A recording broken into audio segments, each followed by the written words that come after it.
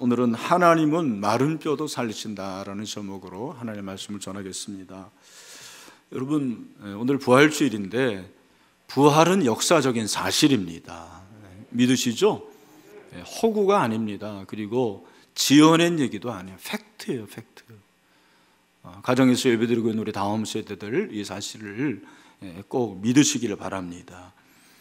여러분, 구약에서도 부활을 이미 예언을 했어요. 신약에만 부활이 있는 게 아니고 구약에서도 이미 부활에 대한 예언을 했습니다. 대표적으로 욥기서 19장 26절에 보니까 우리 다 같이 한번 읽겠습니다. 시작. 내 가족이 벗김을 당한 뒤에도 내가 육체 밖에서 하나님을 보리라. 육체 밖에서 보린다라는 것은 육체를 초월해서, 그러니까 부활해서 하나님을 보겠다, 그렇게 고백하는 거죠. 시편 16편 10절에서는 뭐라고 그랬습니까? 같이 한번 읽어보죠. 시작. 이는 주께서 내 영혼을 수월해 버리지 아니하시며 주의 거룩한 자를 멸망시키지 않으실 것임이니이다. 아멘. 이게 메시아시거든요. 메시아신데 메시아시가 두 가지죠. 하나는 고난의 현장이 있고 또 하나는 부활이 있는데 시편 16편에서 부활을 이미 예언을 하십니다. 그런데 구약에서 가장 대표적인 부활을 예언한 성경을 들려면 저는 에스겔서 37장을 들고 싶습니다. 마른 뼈가 살아나는 이 환상은 부활에 대한 확실한 예언의 말씀입니다. 그래서 이 말씀이 이스라엘에 대한 부활의 약속이거든요. 너희가 살아나리라. 이스라엘 백성인데 그 이스라엘에 대한 부활의 약속은 그리스도를 통해서, 잘 들으세요, 그리스도를 통해서 그리스도를 믿는 모든 자에게 주시는 부활의 약속입니다. 여러분 믿으시죠? 그러니까 예수 그리스도를 통해서 이 구약의 예언이 그대로 이루어지는 거죠. 그것을 말씀을 하고 있습니다. 여러분, 부활이 무엇입니까? 부활은 죽었다가 다시 사는 거잖아요. 죽었다가. 지금 이스라엘 백성들이 죽어 있어요. 영적으로 죽어 있습니다. 그런데 그들이 다시 살아나게 될 것이다 라는 확신을 해주시는 거죠. 그 말은 우리도 예수 그리스도를 통해서 육체적으로 다시 살아나는 약속을 해주십니다. 그리고 영적으로도 살아나는 거죠. 그 부활을 확실히 말씀해 주십니다. 여러분, 이 모든 것들은 하나님이 하시는 일입니다. 하나님이 하시는 일. 부활은 하나님이 하십니다. 마른 뼈를 살리게 하시는 분은 하나님이십니다. 어떤 인간이 아니에요. 하나님이 마른 뼈를 살리시는 거죠. 여러분, 저와 여러분을 살리실 분은 하나님 한 분밖에 없음을 믿습니다. 오늘 본문이 그걸 가르쳐 주는 거예요. 에스겔 37장 웬만한 분들 다 아실 거예요. 마른 뼈의 환상이잖아요. 에스겔이 본 마른 뼈의 환상.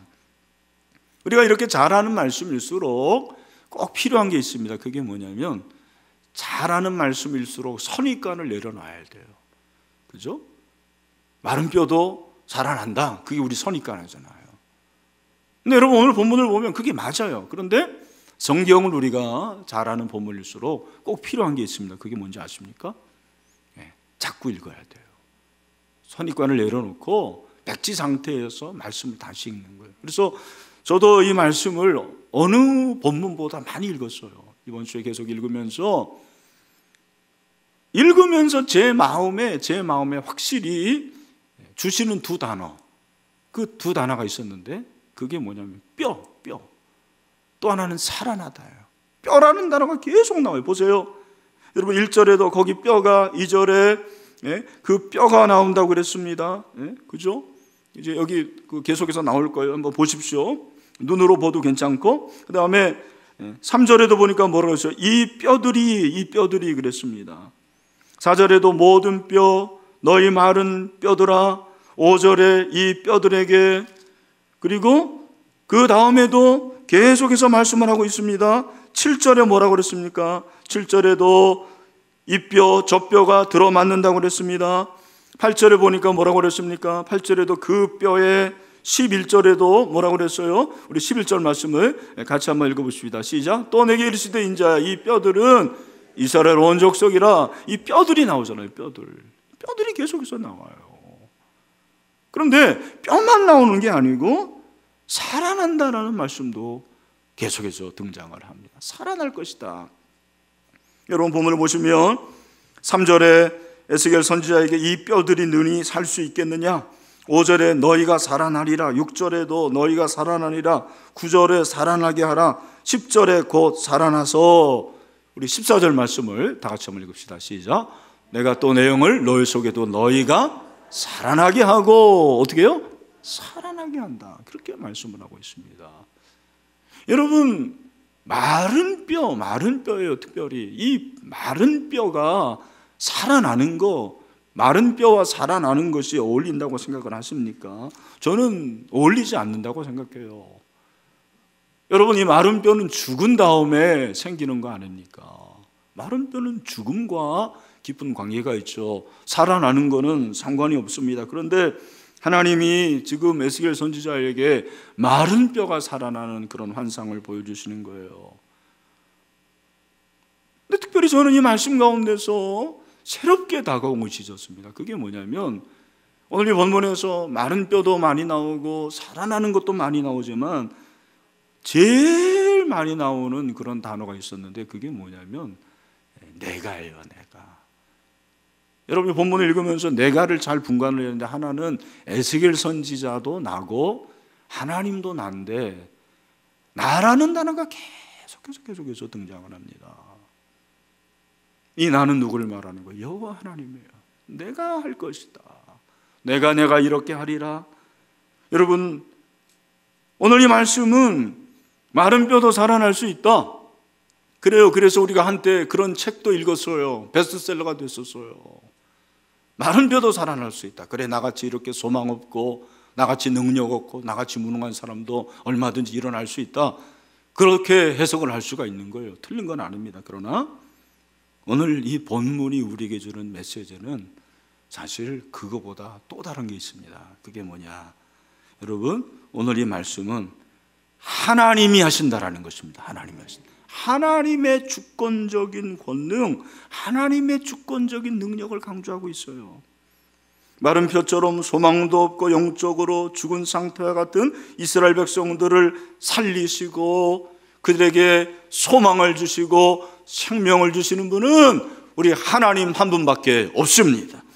그래서 하나님의 약속을 성취하시는, 다시 한번 하나님의 약속을 성취하시는 하나님의 권능이 오늘 이 본문에 잘 드러나 있습니다. 여러분, 하나님이 마른 뼈를 살려주십니다. 하나님이 주시는 거예요. 그렇게 생각하면 여러분, 우리가 지금 이렇게 두려움과 절망 가운데 혼란 가운데 있는데 저와 여러분을 살리실 분은 하나님이십니다. 하나님이 살려주십니다. 우리 가정 살려주실 것이에요. 여러분, 신일교회를 살려주십니다. 이 민족을 살려주십니다. 우리를 살리신 분은 살아계신 하나님 한 분밖에 없음을 선포합니다. 그러면 여러분, 마른 뼈를 살리시는데 도대체 마른 뼈가 살아나는 게 뭐예요? 물론 제가 서두에 말씀드린 대로 육체적으로 살아나고 영적으로 살아나고 그것이 부활에 관한 메시지라는 것은 맞습니다. 그런데 오늘 본문에서 지금 1차적으로 말씀하시는 것이 무엇인가? 오늘 그걸 좀 같이 살펴보려고 합니다. 우리가 그냥 대충 알잖아요. 대충 아는 게 아니고 정확하게 하나님 마른 뼈를 살리시는데, 마른 뼈를 살리시는 게 무엇인지 같이 한번 여러분과 함께 살펴보려고 합니다. 그걸 우리가 풀려면 11절부터 나오는 내용을 잘 알아야 돼요. 11절부터는 10절까지 보여주신 환상의 해석이에요. 해석. 마치 우리가 영화를 보지만 영화를 볼 때 어떤 영화는 어려워서 잘 몰라요. 그런데 평을 해주면 알아요. 아, 그래서 그런 장면이 있었구나. 그래서 그런 대사가 있었구나. 오늘 본문이 그걸 가르쳐주는 거예요. 여러분, 11절 보십시오. 11절은 뭐라고 그랬습니까? 11절 말씀이 굉장히 중요한 말씀이죠. 우리 11절 시작. 또 내게 이르시되 우리의 뼈들이 어떻게 해요? 말랐고. 자, 우리의 뼈들이 말랐어요. 자, 여기 보면 이 뼈들은 누구를 가리킨다고 그랬어요? 이스라엘 온 족속. 여기에는 누가 포함이 될까요? 에스겔 선지자. 그리고 이스라엘 온 족속이 포함이 되는 거예요. 그러면 이 뼈들이 말랐다고 그래요. 마른 게 뭐예요? 마른 게 뭡니까? 오늘 그걸 가르쳐 주는 거예요. 뼈들이 말랐고 말랐다는 게 뭐냐? 우리에게 친절하게 가르쳐 주고 있습니다. 여기 보니까 뭐라고 그랬어요? 우리의 소망이 없어졌고 우리가 다 멸절되었다. 마른 게 뭐냐? 여러분, 제가 좀 설명을 해드리면, 원어적으로 소망이 없어졌다 그랬는데, 이 없어졌다라는 것은 완전히 없어진 게 아니라 점점 사그러들었다라는 거예요. 사그러들었어요. 거의 없는 상태예요. 우리가 멸절되었다 그랬는데, 이 멸절되었다라는 이 단어는 원어적으로 어떤 의미가 있냐면 cut off, 완전히 절단났다 그 말이에요. 그러니까 여러분, 우리의 소망이 절단났어요. 소망이 절단난 거를 뭐라고 그러죠? 절망이라고 그러는 거예요. 여러분, 이스라엘 백성들이 뼈들인데, 뼈들이 말랐다는 것은 다른 것이 아니고 뭐예요? 절망의 상태가 되었다라는 거예요. 소망이 사라졌어요. 하나님 오실 때 이게 너무 답답하시고, 하나님 오실 때 너무나도 이스라엘 백성들이 불쌍한 거예요. 그래서 내가 이 절망하고 있는 이스라엘 백성들을 살려줄 것이다 말씀하십니다. 여러분, 우리의 절망을 살리시는 분이 하나님이십니다. 그런데 여러분, 이 절망의 상태를 오늘 하나님은 어떻게 표현을 하신지 아십니까? 9절에 보니까 뭐라고 그랬냐면, 우리 9절 말씀을 또 한번 보죠. 또 내게 이르시되 인자야 너는 생기를 향하여 대언하라. 생기에게 대언하여 이르기를 주의 여기서 이같이 말씀하시기를 생기야 사방에서부터 이 죽음을 당한 자에게 불어서 살아나게. 그러니까 이 죽음을 당한 자가 누굽니까? 이스라엘 백성들이에요. 마른 뼈와 같이 절망의 상태를 뭐라고 표현하냐면 죽었다고 표현하는 거예요. 그렇구나. 소망이 없는 게 죽은 거구나. 죽은 게 뭐냐? 죽는 거는요, 목숨이 그냥 꼴까닥 하는 게 죽는 게 아니에요. 물론 그것도 죽는 거지만, 여러분, 살아있는 우리에게 죽음이 뭐예요? 우리가 죽음을 언제 경험하나요? 내 소망이 완전히 끊어지고, 소망이 바닥나고, 소망이 사라질 때, 그때가 바로 죽음의 상태라는 것을 우리에게 말씀을 하고 있는 거죠. 여러분, 자살하는 사람들이 왜 자살합니까? 사실은 절망이 끊어져서 그런 거예요. 이미 그들은 죽음을 경험해요.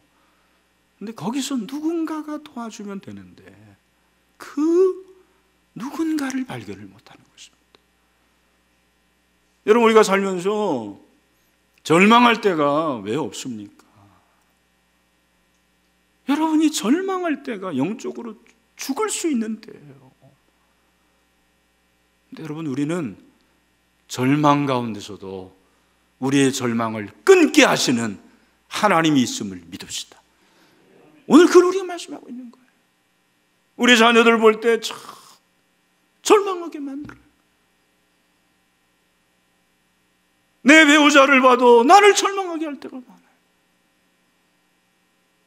여러분, 사업하시는 분들 요즘 정말 절망 아닙니까?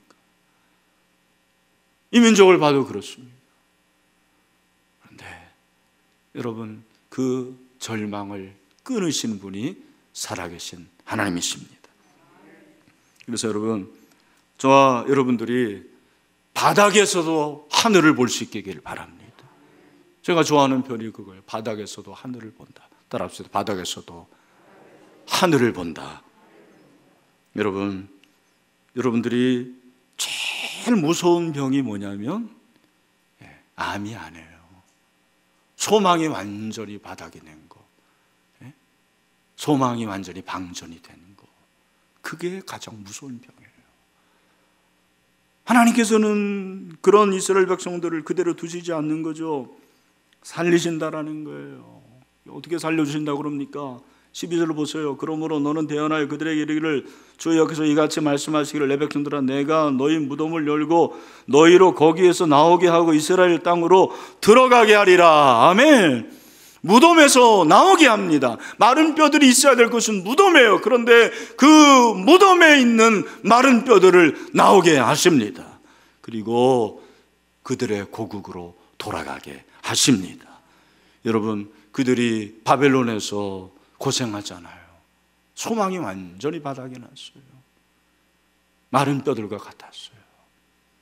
하나님께서 그런 그들을 가만히 두시지 않습니다.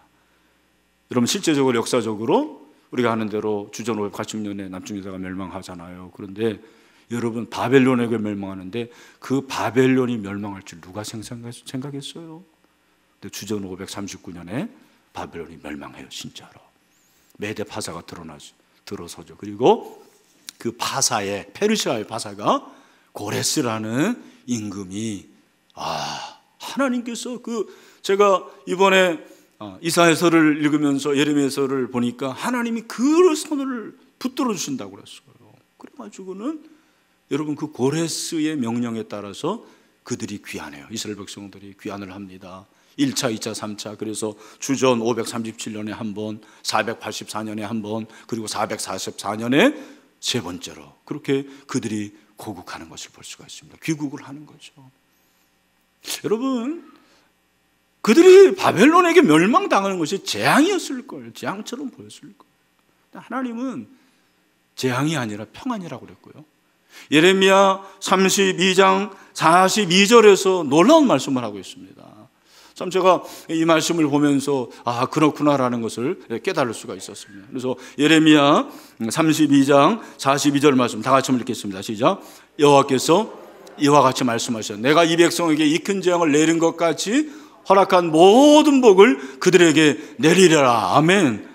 여러분, 하나님이 복을 주시는데 여러분, 재앙처럼 보이는 그것이 오히려 복이 될 수 있다는 거죠. 여러분 생각할 때 코로나는 재앙입니까? 재앙 아닙니까? 예? 그건 모르겠어요. 재앙일 수도 있고 아닐 수도 있어요. 그런데 설사 재앙이라 할지라도 여러분, 하나님은 이 재앙 가운데서 우리에게 소망을 주십니다.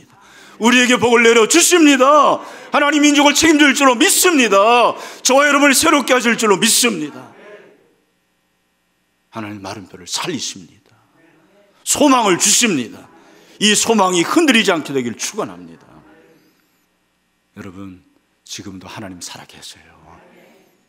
정말 믿으십니까? 우리 가정에서 예배드리는 여러분, 하나님이 살아계십니다. 소망을 주십니다. 절망을 끊게 하신 분이 하나님이십니다. 이 하나님을 만날 수 있는 은혜가 있게 되길 축원합니다. 근데 여러분, 하나님은 소망만 주시는 게 아니에요. 오늘 말씀을 보면 14절을 보십시오. 14절을 보면 내가 또 내 영을 너희 속에 두어 너희가 살아나게 하고. 내 영, 이 내용이 중요해요. 이 내용이 히브리어로 루아흐, 바람이에요. 바람. 제일 먼저 나오는 데가 창세기 1장 2절 말씀이죠. 창세기 1장 2절에서 뭐라고 그럽니까? 땅이 혼돈하고 공허하며 흑암이 깊음 위에 있고 하나님의 영은 수면 위에 운행. 여기 하나님의 영이 루아흐예요. 똑같아요. 하나님의 영, 바람으로 임하는 것입니다. 근데 여러분, 하나님의 영이 임할 때 어떤 역사가 일어나느냐? 여러분, 하나님의 영이 임하면 생명이 살아납니다. 그걸 말씀하시는 거예요. 여러분, 정말 중요한 게 있는데 뭐냐면 소망만 가지고 되는 게 아니에요. 이 세상에 소망을 두는 건 많아요. 그죠? 어떤 사람은 돈이 소망이 될 수도 있고, 어떤 사람에게는 명예가, 어떤 사람은 대학이, 어떤 사람에게는 연인이 소망이 됩니다. 그런데 여러분, 진정한 생명이 없는 소망은 야망이 되는 거예요. 굉장히 중요한 부분입니다. 한국교회가 한때 고지론이 아주 대세일 때가 있었어요. 그래서 예수 믿는 사람들은 공부를 진짜 잘해서 좋은 대학 가야 된다, 명문 대학 가야 된다, 대기업에 취업해야 된다, 그리고 출세해야 된다, 이런 것들이 굉장히 많았어요. 교회도 그랬어요.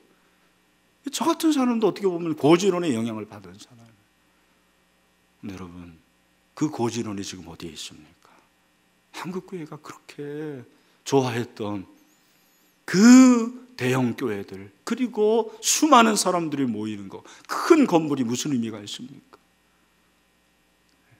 완전히 의미 없는 건 아니에요. 그러나 여러분, 생명이 없으면 소망이 반쪽짜리가 되더라고요. 여러분, 여기서 생명이라는 게 뭐냐? 생명은 하나님과의 관계예요.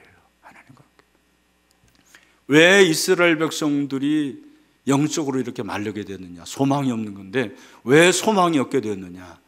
하나님과의 관계가 끊어진 거예요. 관계가 끊어졌어요. 관계가 끊어지니까 의미가 없는 거예요. 제가 이렇게 목회를 하면서 정말 중요한 것은 하나님과의 관계라는 것을 많이 깨닫습니다. 요한복음 15장에서도 예수님께서 그렇게 말씀하시죠. 요한복음 15장 뭐라고 말씀하시면 6절입니다. 같이 한번 읽어보죠. 시작. 사람이 내 안에 거하지 아니하면 가지처럼 밖에 버려져 어떻게 해요? 마른대요. 여러분, 우리가 주님 안에 있지 않고 관계를 맺지 않으면 마른 뼈가 되는 거예요. 겉으로는 몰라요. 괜찮은 것 같습니다. 목회 잘하는 것 같아요. 그 사람 아주 평신도로서 괜찮은 것 같습니다. 돈도 잘 벌어요. 봉사도 많이 합니다. 그러나 마르는 거예요. 결국에는 사람들이 그 마른 나뭇가지를 모아다가 버린다고 그랬어요. 여러분, 하나님이 다시 살리는 것은 우리에게 생명을 주시기 위함입니다. 생명을 주시기 위함이에요.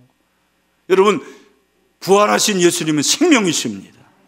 요한복음 11장 25절에서 뭐라고 말합니까? 우리 같이 한번 읽어보죠. 시작. 예수께서 이르시되 나는 부활이요 생명이니 나를 믿는 자는 죽어도 살겠고. 여러분, 예수님은 생명이십니다. 부활은 생명입니다. 다시 살리는 것은 생명을 주시는 것입니다. 저와 여러분 가운데 하나님과의 관계의 회복으로 인한 생명의 역사가 있기를 소원합니다.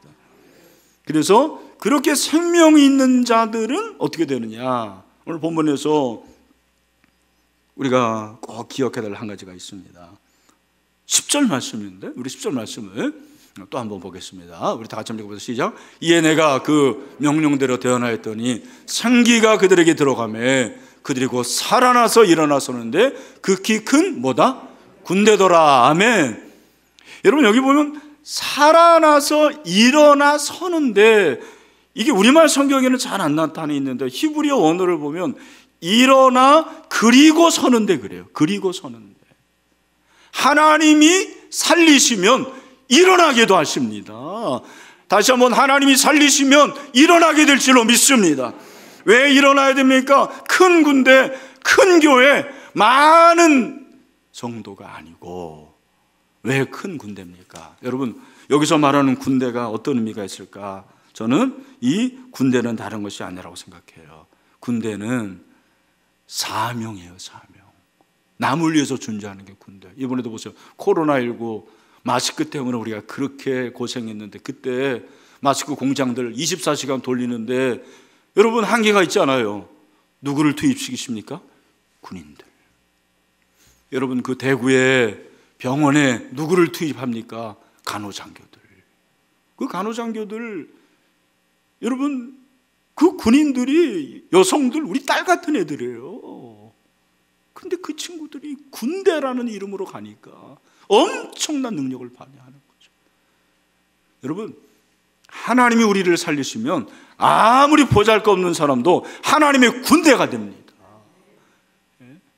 아무리 무능한 사람도 하나님의 큰 군대가 되는 거예요.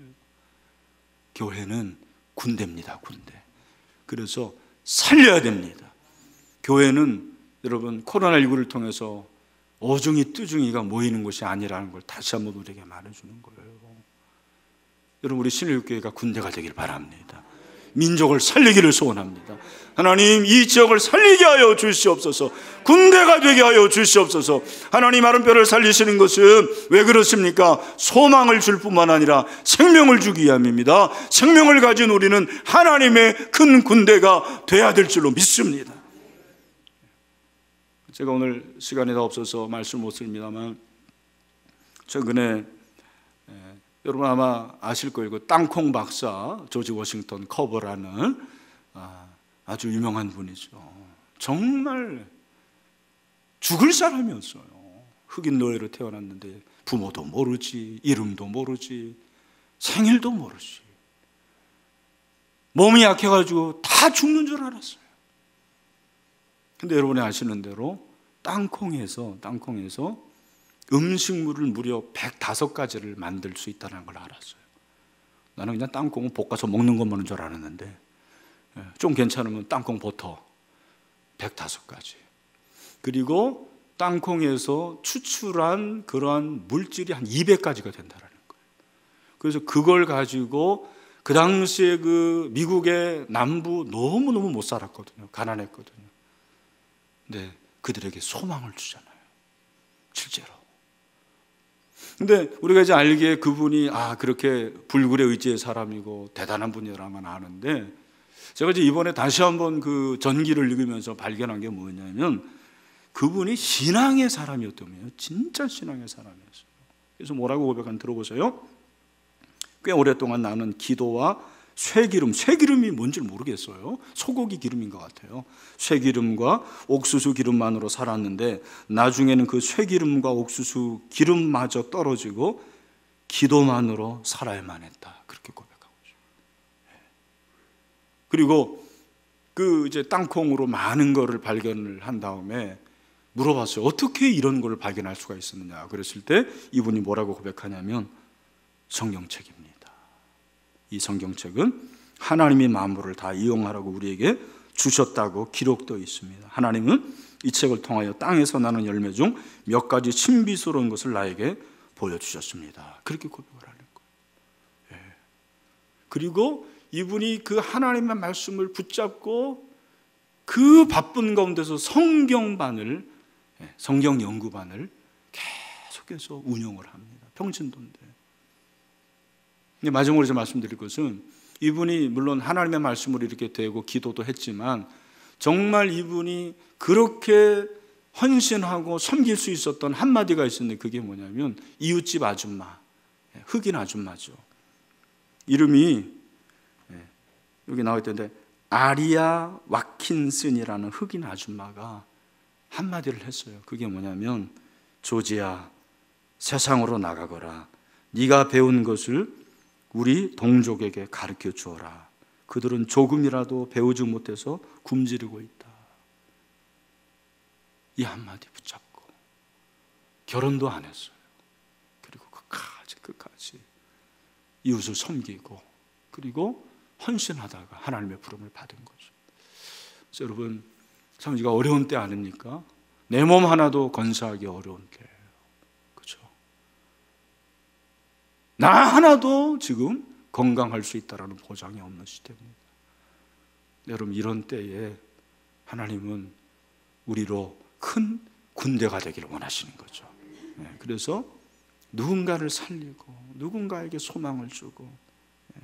그래서 여러분, 제가 정말 아쉬운 것은 이 부활주일인데 부활절 계란 나누기도 못하고 우리 VIP도 제대로 못 만나고